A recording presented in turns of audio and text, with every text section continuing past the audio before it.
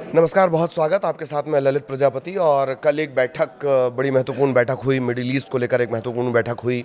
उसको लेकर चर्चा करेंगे। इससे पहले ये खबरें आ रही थी सूत्रों के हवाले से, या ये जानकारियां आ रही थी कि फलां सूत्रों ने ये बताया है, गुप्त कमरे में मीटिंग हुई है। इस पर भी बात करेंगे, क्या कुछ वहाँ से निकल कर आ रहा है।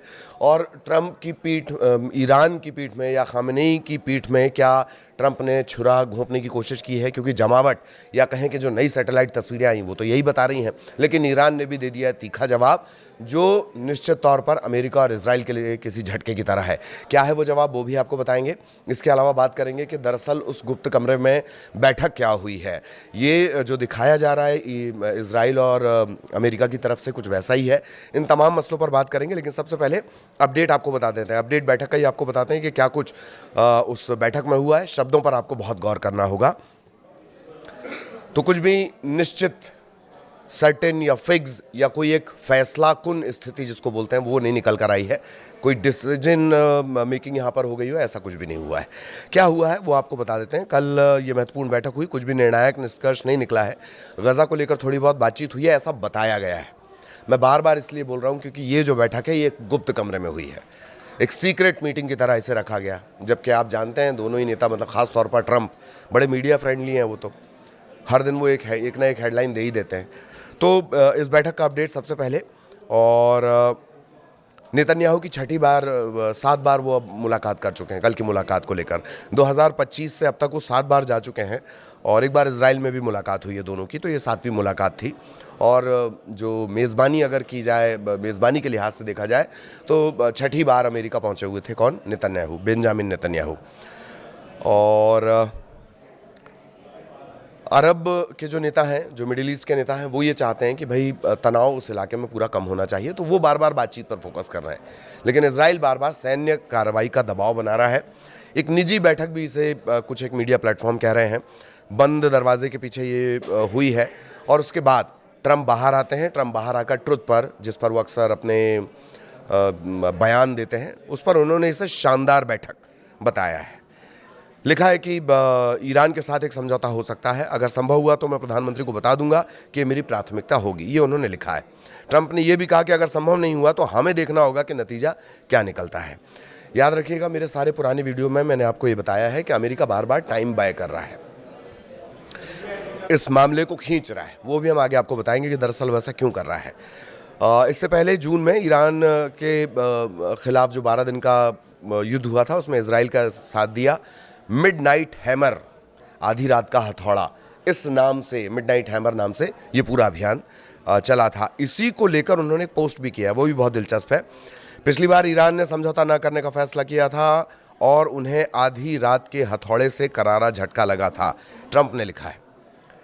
फिर वो लिखते हैं ये उनके लिए कारगर साबित नहीं हुआ, उम्मीद है कि इस बार वो अधिक समझदार और जिम्मेदार होंगे। कितनी हैरानी की बात है कि आधी रात को हथौड़ा चला के जब पूरा परमाणु कार्यक्रम ही तहस नहस कर दिया गया था, तो फिर ऐसा क्या हुआ इन 6 से 7 महीनों में कि फिर परमाणु पर भी चर्चा करनी पड़ रही है, परमाणु कार्यक्रम को लेकर ही चर्चा करनी पड़ रही है।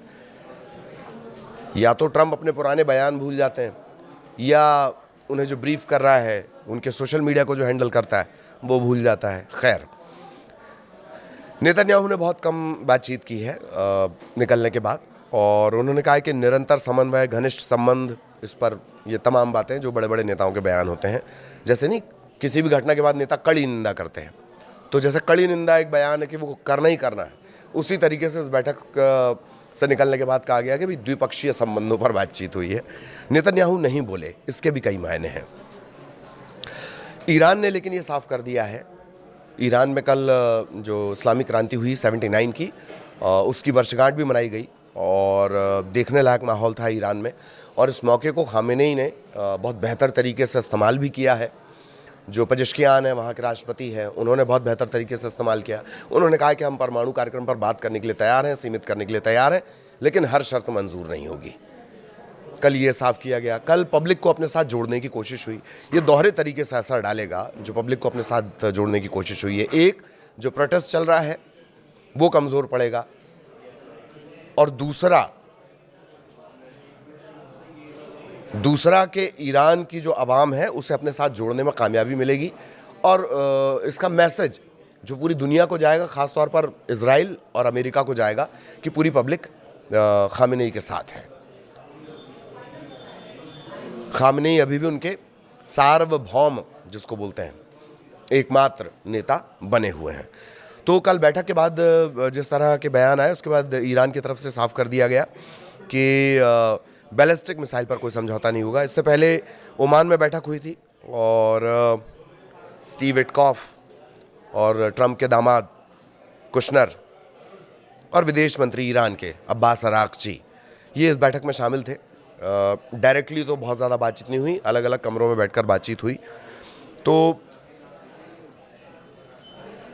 ईरान के जो सर्वोच्च नेता हैं खामेनेई, अमेरिका से हमले की स्थिति में उन्होंने कहा है कि क्षेत्रीय युद्ध ये हो जाएगा। वो ये कह रहे हैं बार बार कि जो अमेरिका और उसके आसपास, जो ईरान के आसपास उनके अमेरिका के बेस हैं, वहाँ वो अटैक करेंगे। क्षेत्रीय युद्ध इसी के संदर्भ में उन्होंने कहा है। ट्रंप प्रशासन ने ईरान के साथ अपनी बातचीत को लेकर कोई साफ स्थिति नहीं की है। कल के अपडेट में आपको बता रहा हूँ। इससे पहले आपको याद ही होगा 2015 में जो परमाणु कार्यक्रम था उसे कम करने के लिए एक समझौता हुआ था। संयुक्त व्यापक कार्य योजना JCPOA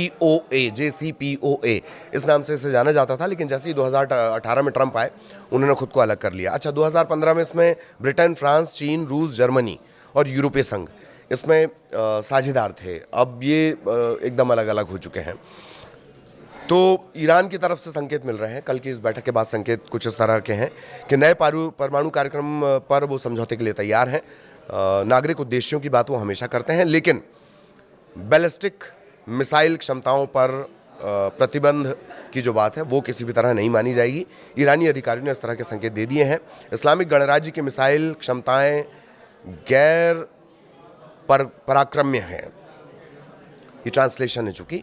तो मिसाइल को लेकर कोई समझौता नहीं होगा, ये कह दिया गया। बीच में ये बात भी आई कि भाई इतनी लंबी दूरी की मत करिए, थोड़ा कम दूरी की कर लीजिए। तो उसे लेकर भी अभी साफ ईरान की तरफ से नहीं किया गया, लेकिन बैलिस्टिक मिसाइल प्रोग्राम बंद नहीं होगा। कल जो बातचीत हुई है, अच्छा, कल अमेरिका में ही जब ये बातचीत हुई तो अमेरिका में ही अलग अलग जगहों से रिएक्शंस आए हैं कि जो अमेरिका का एक थिंक टैंक फेलो हैं बारबरा स्लाविन, उन्होंने कहा कि नेतन्याहू व्हाइट हाउस में अपनी अतिवादी मांगे लेकर पहुंचे थे। अतिवादी यानी कि आप हमला कर दो, आप ये मत करने दो, आप ये मत करने दो, आप परमाणु कार्यक्रम भी मत करने दो, आप मिसाइल भी मत बनाने दो, आप हूथी, हमास, हिजबुल्लाह इनकी मदद भी मत करने दो। तो अतिवादी मांगे से करार दिया गया है। ये भी वो कह रही हैं कि अगर उन्हें वो सब नहीं मिलता है तो वो सुनिश्चित करना चाहेंगे कि ईरान के पास किसी भी प्रकार का परमाणु कार्यक्रम ना हो और इजराइल पर हमला किया जा सके। तो ये एक बड़ी बात है। स्पष्ट रूप से जो इजरायली प्रधानमंत्री हैं वो चिंतित थे, ये अमेरिका का थिंक टैंक कह रहा है, खासकर इसलिए क्योंकि डोनाल्ड ट्रंप ने ओमान में हुई वार्ता के बाद कुछ आशावादी बातें की थीं।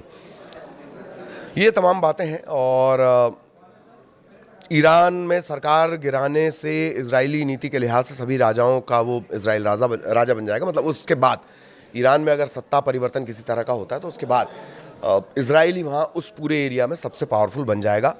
ये तमाम बातें, गज़ा को लेकर भी काफ़ी कुछ कहा गया है। हालांकि गज़ा हमारा मसला नहीं है, अभी हम ईरान को लेकर बातचीत कर रहे हैं। और एक और जो बड़ी बात निकल कर सामने आई थी वो ये थी कि ये बातचीत बंद कमरे में हुई है। तो इसके बाद जो ब्रीफ किया गया वो क्या वो वाकई उसी पर बात हुई है या कुछ और बात है या कोई और प्लानिंग की जा रही है। अब वो बताते हैं कि आखिर ऐसा हम क्यों कह रहे हैं कि क्या कहीं कोई और प्लानिंग है और क्यों बातचीत के नाम पर टाइम बाय कर रहा है अमेरिका, लंबा खींच रहा है इस मसले को। और सैटेलाइट इमेज जो आई हैं उसके हवाले से ये कहा गया है, ये हेडलाइंस बन रही हैं कि ईरान की पीठ पर यूएस जो है वो छुरा घोंप रहा है। सैटेलाइट तस्वीरें सामने आई हैं, कहाँ की। ईरान और अमेरिका ऊपर से तो बातचीत कर रहे हैं, ईरान भी अंदर अपनी तैयारी कर रहा है, अमेरिका भी तैयारी कर रहा है। मिडिल ईस्ट के कई देशों में जहाँ पर अमेरिका के बेस हैं वहाँ वो अपनी सैन्य जमावट बढ़ा रहा है। इससे पहले ये सिर्फ बातें थीं, अब तो इसकी सैटेलाइट इमेजेस आ गई हैं। कतर, जॉर्डन, सऊदी अरब ऐसे देशों में वो खतरनाक पैट्रियट मिसाइल सिस्टम का जमावड़ा कर रहा है और अब सबूत के तौर पर सैटेलाइट तस्वीरें भी सामने आ गई हैं। अमेरिका सैन्य अभियान नहीं कर रहा है, बड़ी क्लींजिंग ऑपरेशन की बात की जा रही है। न्यूक्लियर मुद्दे पर ट्रंप बातचीत का राग पढ़ रहे हैं, ईरान भी इसके लिए राजी हो गया। फिर ये जमावट क्यों की जा रही है? क्या वजह है इसकी? तो बार बार ये कहा जा रहा है कि बातचीत की आड़ में जो ट्रंप हैं वो कोई और ही खेल खेल रहे हैं, और इन्हीं सैटेलाइट तस्वीरों के हवाले से साफ भी हो रहा है। मिडिल ईस्ट में अमेरिका एक तरह से महाघेराबंदी कर रहा है। इसके बाद अब्राहम लिंकन के बाद ये खबर भी आई कि जो एक और युद्धपोत है उनका, बड़ा युद्धपोत, उसे भी रवाना कर दिया गया। हालांकि उसे 3-4 हफ्ते लगते हैं पहुंचने में। अब ये आसपास जमावट कहाँ कहाँ है जो सैटेलाइट में नज़र आती है वो जान लीजिए। कतर का अल उदैद एयरबेस, इसी एयरबेस पे हमला हुआ था एक जून में संघर्ष के दौरान, ईरान की तरफ से हमला किया गया था। एक तरह से ईरान ने तब ये मैसेज दिया था कि हाँ, वो अटैक भी कर सकते हैं कहाँ कहाँ, जहाँ जहाँ अमेरिका के सैन्य अड्डे हैं, जिन्हें बेस कहा जाता है, चाहे वो नेवल का हो, चाहे वो एयरफोर्स का हो, चाहे मिलिट्री का बेस हो, वहाँ पर। कतर में क्या अपडेट है अल उदैद से?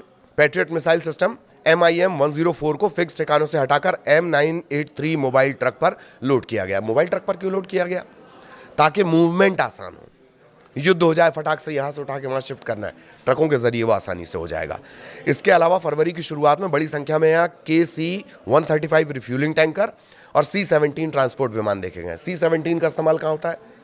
सेना युद्ध के सामान को मूव करने के लिए, ढोने के लिए C-17 का इस्तेमाल होता है। K-135 ये रिफ्यूलिंग टैंकर है। सेना के जो ट्रक चलते हैं या जो भी असला बारूद, चाहे विमान के ज़रिए हो, ट्रकों के ज़रिए हो, उनको ये रिफ्यूल करता है। जॉर्डन में क्या तस्वीर सामने आई है? फरवरी की तस्वीरों में यहाँ 17 F-15E strike eagle, A-10 Thunderbolt tank killer जिसे कहा जाता है वो, EA-18G ग्राउलर, ऐसे इलेक्ट्रॉनिक वॉरफेयर विमानों की भारी मौजूदगी नजर आई है। ये भी फरवरी की तस्वीरें हैं। सऊदी अरब में यहाँ पर प्रिंस सुल्तान एयरबेस है, भारी मालवाहक विमान C-5 गैलेक्सी, C-17, इसकी आवाजाही बढ़ी है। तो जंग के लिए इन सब का ये इस्तेमाल किया जाता है। समंदर में भी हलचल हुई है। समंदर में क्या हलचल है? USS अब्राहम लिंकन पूरे स्ट्राइक ग्रुप के साथ अरब सागर में। ये सब तस्वीरें आ गई हैं। और अब ये सिर्फ कहने सुनने की बात नहीं है, सूत्रों के हवाले से नहीं है, अब इसकी तस्वीरें सामने आ गई हैं। क्योंकि इससे पहले जब मूवमेंट हो रहे थे, ख़ास तकनीक का इस्तेमाल करके इन्हें छुपा तो लिया गया, लेकिन अब जब तस्वीरों का कंपैरिजन किया जा रहा है, पुरानी जो इमेजेस निकाली जा रही हैं, अब ये क्लियर हो रहा है कि नहीं, जमावट तो है और भारी जमावट है। लेकिन ईरान भी ईरान दरअसल ये समझ गया है कि अमेरिका की रणनीति क्या है, अमेरिका क्या करना चाह रहा है, इजराइल और अमेरिका के दिमाग में क्या है। तो ईरान भी अपने आप को तैयार किए हुए है और उसी के मद्देनज़र ये जो तमाम जो चाहे उसका बैलिस्टिक मिसाइल वाला प्रोग्राम हो या मिसाइल तैयार कर लेना हो, 2000 मिसाइल तैयार होने की बात आ रही है, लेकिन ये उससे कहीं ज़्यादा आंकड़ा हो सकता है। कल जो वर्षगांठ थी इस्लामिक क्रांति की, 79 इस्लामिक क्रांति की जो वर्षगांठ थी, जब खुमैनी परिवार सत्ता पर आया और इस्लामी शरिया कानून वहाँ पर लागू हुआ पहलवी को हटाने के बाद, तो उसकी ये वर्षगांठ थी। और तब जो वहाँ पर जलसा हुआ है उसके बारे में मैंने शुरुआत में आपको बताई दिया।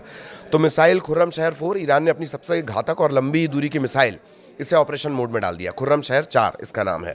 परमाणु साइट्स को दफन करना, यानी सैटेलाइट तस्वीरों में नज़र आ रहा है कि जो जैसे इस्फहान है उसका एक परमाणु केंद्र है, ऐसे तमाम जो परमाणु केंद्र हैं उनके एंट्री पॉइंट को मिट्टी के ढेर से ढका जा रहा है, ताकि अमेरिकी स्पेशल फोर्सेस या मिसाइल हमलों से इन सुरंगों को, या ये जो बड़े बड़े अड्डे हैं इस्फहान टाइप के, तीन से ज़्यादा हैं, 3 के आसपास तो हैं ही, उन्हें बचाया जा सके। पिछली बार B-2 बॉम्बर भेजे थे। तो ये 2 महत्वपूर्ण पॉइंट कि इजराइल और अमेरिका की बैठक की अब बातें निकलकर सामने आ रही हैं, लेकिन वही बातें निकलकर सामने आ रही हैं जो अमेरिका और इजराइल बता रहे हैं। तो सिर्फ यही रणनीति हो, इस पर भरोसा नहीं किया जा सकता। जानकार भी यही कह रहे हैं, कुछ बड़ा होने वाला है, लेकिन ईरान भी इस बात के लिए तैयार है। अमेरिका ने भले ही पीठ पर छुरा भोंक दिया हो, लेकिन ईरान इस बात के लिए पूरी तरह तैयार है कि अगर वो युद्ध की स्थिति में है तो भारी भरकम नुकसान तो कम से कम वो पहुंचा ही सकता है। आगे ये बातचीत का ढिंडोरा, ये जो बातचीत की नूरा कुश्ती है, एक्टिंग, ये चलती रहेगी, या फिर जानकारों का तो ये कहना है कि युद्ध ही एक विकल्प के तौर पर देखा जा रहा है। उसका तरीका अलग हो सकता है, लेकिन युद्ध ही अंतिम विकल्प के तौर पे देखा जा रहा है, जानकारों का ये मानना है। क्योंकि किसी भी स्थिति में इजराइल अब उस पूरे इलाके में अपना वर्चस्व बढ़ाना चाहता है और ईरान उसकी सबसे बड़ी बाधा है। उस पूरे इलाके में अगर सबसे मजबूत कोई है तो वो है ईरान, और यही वजह है कि इजराइल की नज़रें टेढ़ी हो चुकी हैं, और सिर्फ टेढ़ी नहीं हो चुकी हैं, अब वो यूएस के साथ मिलकर एक ऐसे प्लान पे काम कर रहा है जिसके बारे में भनक नहीं लग पा रही है, लेकिन कुछ बड़ा होने वाला है। आगे भी अपडेट आप तक पहुंचाएंगे। नमस्कार।